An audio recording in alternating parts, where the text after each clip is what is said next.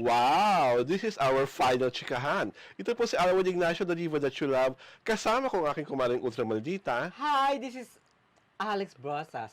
This is the TT Show. Ang Taray na Taray kayo Showbiz Edition. Akala ko parang nakalimutan mo ang pangalan. Hindi ka rin nababasa ko. Oh my God, hindi nga pala ako yan. Diyos ko, Lord. At dahil nga, palabas pa rin ang mga top grossing films sa Metro Manila Film Festival sa mga sinehan, tama lang na pag-usapan natin kung ano nga ba ang mga naganap itong nakaraang film festival, lalong-lalo na para kanalawang huling reyna ng Philippine show business, si Vilma Santos at si Sharon Cuneta, na kita-kita naman talaga na pagdating sa box office power at prowess at puwersa, pinataob sila sa takilya ni Marian Rivera na kasama ang kanyang asawang si Dingdong Dantes sa pelikulang Rewind. Ang Rewind po ang highest grossing movie sa nakakatapos lamang, sa patapos pa lang na Metro Manila Film Festival. And for that matter, 2023. Siya ang Oo. highest grossing. Siya ang highest grossing movie, no? Oo. For 2023. For 2023. At per reports, ang kinita ng Film Fest this year, By this time, by this time, ay di hamak na mas malaki, basiksik, liglig at umaakapaw kung ikukumpara sa Film Fest last year. Oo. Ang nakakaloka dyan sa pangyayari iyan, una, sa pelikula ni Sharon at ni Alden, sabi nga ng mga tao at sabi sa X, at sabi rin si Kumaring Ulsa Maldita sa akin, hindi siya nabuhat ni Alden Richards. Sa pelikula lang The Story of Two. Tandaan nyo, Alden Richards' biggest hit was with Catherine Bernardo, na Hello Lad Good Vibe, na talagang buhat na Highest buhat grossing. nila ang isa't isa. Highest grossing. Number 2, kahit pa sabihin mong hindi ganun kalaki ang gross, compared to Hello Love Goodbye, ng 5 breakups and a romance, malaki pa rin ang kinita nun. Oo, malaki.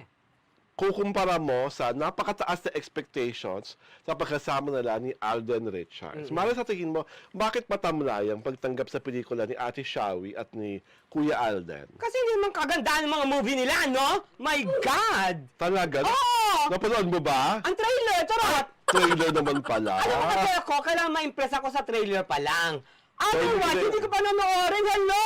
Bakit why will I waste my money, my effort, my energy? Hello, excuse me, no? Alam mo, this is indicative na palaos na kayong dalawa. Di ba? Biruin mo, ha? Marian Rivera and Ding Dong. Oh. Against megastar. Oh. And Alden, di ba, na napakata... Actually, kawawa si Alden dito. Aha. Kasi ang taas ng kanyang box office, di ba? Nahila pa baba. So, may kasalanan si Sharon at yung pelikula. Whether we like it or not, kasi movie niya naman nilang dalawa talaga eh. Oh. Di ba? So, imbis na magkatulungan, parang nagkahilahan sila. Oo, hindi sila ibig sabihin, hindi porket, di ba, ayan ang yung panuntunan sa di ba? Sa MMFF. Yung commercial viability ng isang movie, di ba, kailangan, may box office potential, di ba? O, nasa na box office And potential what nun? didn't work for the story of Two is that it was a finished script submission. Diba? Hindi siya full Finished film. film. Hindi siya finished film. Oo. Which is, of course, people would say, ang Rewind rin ay finished script submission. Hindi siya finished film. Pero iba ang kapalaran ng Rewind. Tsaka ito di ba nakakahiya? Sabi nila, di ba lagi ito sinasabi, nag-iibang box office result pagka may awards night na. Pagkatapos ng awards night. Di ba yung mga nananalo, di ba, tawag dito, nadadagdagan sinihan, na mas pinanonood. Sinira ni Vilma Santos yun. Mamayan muna si Wilma dahil Diba? naki-ano pa tayo. Naki Sharon pa ba? Naki-Sharon pa Sige. tayo. Isa pa, ang kay Sharon tsaka kay Alden, can you imagine, magnanay sila, di ba? Pero, hindi sila believable na magnanay. Okay. That's Diba? for you. That's for me, ha? Kasi, parang hindi umaarte. Parang si Sharon nakikita ko. Okay. Yung actuations, di ba? Very Sharon. Lahat. So parang walang naiba. Parang she is not the character na pinoportray niya. Given to her, or Oo. assigned to her by her Parang- director and the parang hindi script. niya binigyan ng ng kakaibang Ibang buhay. dimension. Oo. Okay. Kasi ganun naman siya umati, di ba? So sweet siya, ano siya, di ba? Cuddly, di ba? Di ba? Ganun siya. Baka sa akin, So, parang importante wala. sa pelikulang yan, nanalo si Miles Ocampo as a Oo, best supporting diba? actress. Oo. Kasi everyone is saying she was really good in the movie. Now, sa movie ni Ate V, ang kinasyak na lahat sa pelikula ni Ate V, because sa kauna-unahang pagkakataon, sa buong kasaysayan ng MMFF, biglang nagkaroon ng 4th Best Picture. Noong unang panahon, I was corrected by Jerry Olea, merong mga pelikula, may mga panahon noon na laging isa lang ang Best Picture.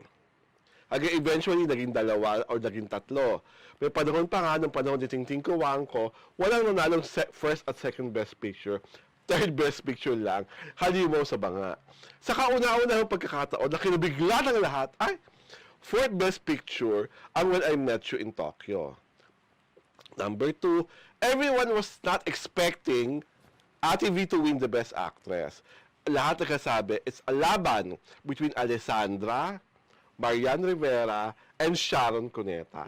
So, nung si Vilma ang nanalo, syempre, tuwang-tuwa si Ate V, tuwang-tuwa kami mga Vilmanian, at tuwang-tuwa kami na ang best acting moment talaga ni Ate V, ay yung tumanggap siya ng award. Yun ang kanyang best acting ever. Yung acceptance speech na yon, na para talagang maluha-luha siya, na para sa industriya eklavu, at kung ano ng eklavu ang drama ni Ate V. So, sa bang ordinaryong mamamayan na nagmamasid, kitang-kita po naman ata, please correct us if we are wrong, na parang may pagpapabor masyado sa pelikula ni Ate V. Di ba ginawa niyong, binigyan niyo na nga ang Best Float, binigyan niyo na Fernando Po Jr. Memorial Award, Best Actress, pero sadly, hindi ito nakatulong para tumaas ang kanyang box office chances. Oo. Ang natulungan talaga, ang Firefly, ang Ang Malyari, ang Gumbursa. Na award winners lang. Oo. Sila talaga ang mga tao na nalig sa panalo ng tatlong pelikula Kasi yun. they deserve. Di ba? Deserve na deserve. My God! Diba? Fourth ano? Ano yan? Kaya nga I don't, I'm sorry, MMFF ha. Hindi ko kayo marespeto kasi parang every year, Nagbabago ang nagbabago rules. ang rules. Diba? Mabuti pa nung araw, kung ang pagbabago ganito nung araw, kasi for the first time and the last time yata ginawa nila, walang best actor, walang best actress. Best performer. oh. Yun, ano yun, welcome, pagbabago, welcome change yun, di Pero ba? one time lang One nangyari time lang yun. nangyari, which not honor Well, won for Achay versus diba? Guillermo Oo. Santos sa Subia Oo, Servios. di ba? Ibig ko sabihin, labo-labo talaga, di ba? Walang actor, Oo, actress, pagalingan talagang single out lang kung magaling ka talaga. Yun, kung binalik niyo yun, ay, applaud ako, dahil. Oo. Pero para best picture, wow. Di ba? It's wow talaga. Believe it or not. Oo, di ba? Only in the Philippines talaga Oo. yung ganyan mga galawan. Kasi president na yan, Mare, di ba? Mm. Kung ginawa niyo yun ngayon, next year aasa ang mga tao na meron na naman. Ay, meron kang si pelikula at lipo na. Bakit di ba? Best picture, 6 best picture, 7, 8 best lubusin mo na lahat. Oo nga naman, tama nga. Pero ang naman siya, dapat di ba? natin palakpakan muna ang mga pelikulang Firefly, Oo.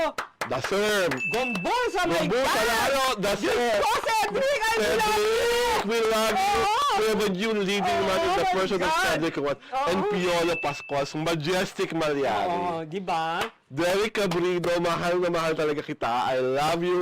Congratulations sa pelikula ni Papa P.